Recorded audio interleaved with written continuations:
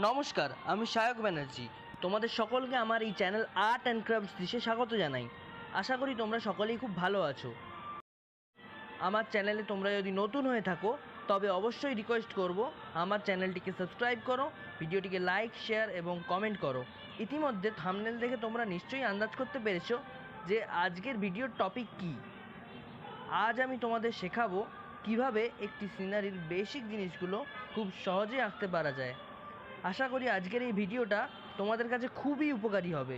আমি part by part সব শেখাবো, তাই তোমরা ভিডিওটি স্কিপ না করে পুরোটি দেখো।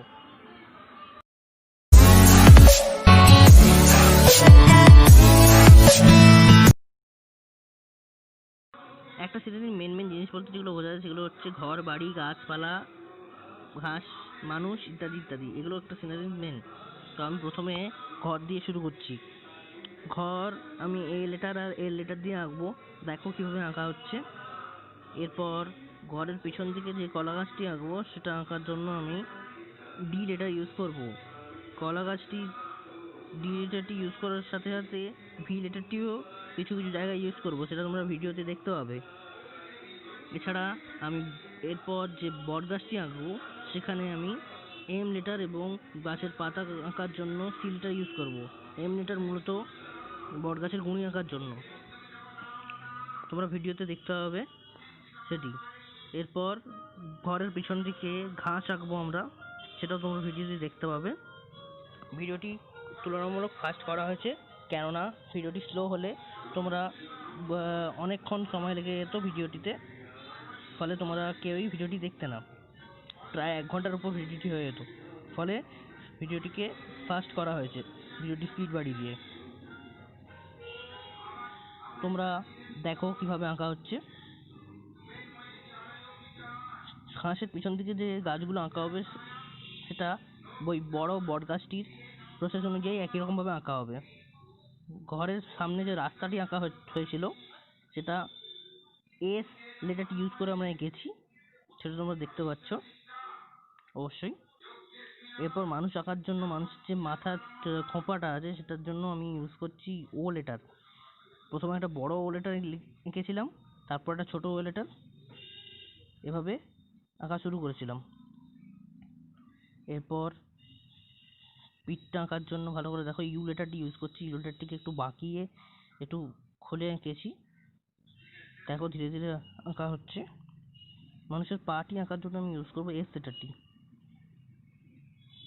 এস লেটারটিকে একটু উপর দিকটা সরু এবং নিচের দিকটা লম্বা করে বড় করে এঁকেছি, খেয়াল করো। এর ফলে আমাদের আঁকা কমপ্লিট হলো। আর একটি কথা বলি, তোমরা যারা অফিসিয়াল ট্রেলারটি দেখেছো তারা নিশ্চয়ই জানো যে এই চ্যানেলের ভিডিও আপলোড করা শুরু হওয়ার কথা 2021 সালে, কিন্তু আমার কিছু কাজ পড়ে বিশেষ কিছু কাজে ব্যস্ত হওয়ার কারণে আমি এরপর থেকে আমি ব্যস্ত থাকবো, এবং ফলে পরের বছরে প্রায় সেই ব্যস্ত থাকাটা জুন মাস পর্যন্ত হতে পারে। তাই এতদিন পর্যন্ত ভিডিও আপলোড না হলে চ্যানেলটার উপর একটা খারাপ ইমপ্রেশন থাকতে পারে, তাই আমি এই মুহূর্তে এই একটি ভিডিওটি আপলোড করলাম।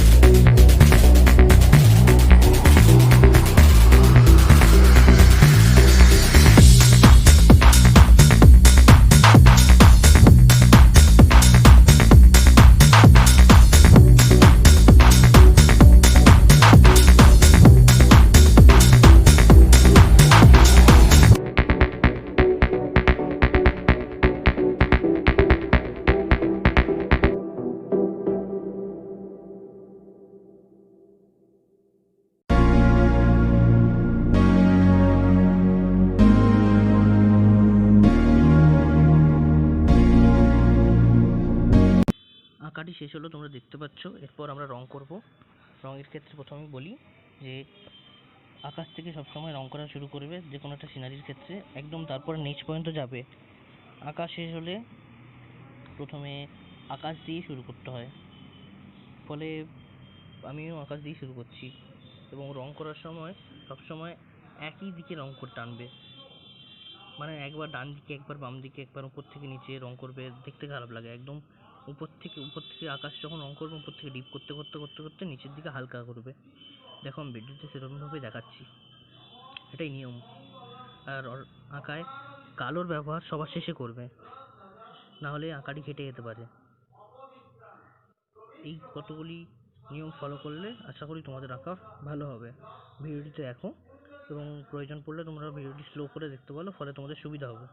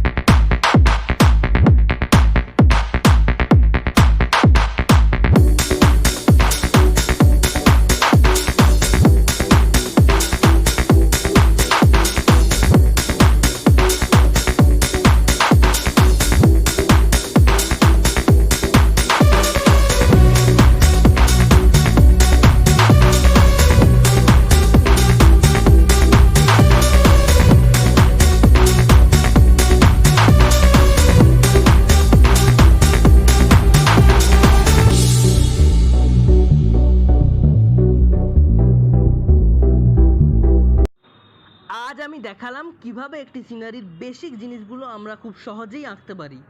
ভিডিওটি ভালো লাগলে অবশ্যই আমার চ্যানেলটিকে সাবস্ক্রাইব করো এবং পাশে থাকা বেল আইকনটির নোটিফিকেশন অল করে দিও, যাতে আমার সমস্ত ভিডিওর নোটিফিকেশন তোমার কাছে সবার আগে গিয়ে পৌঁছায়।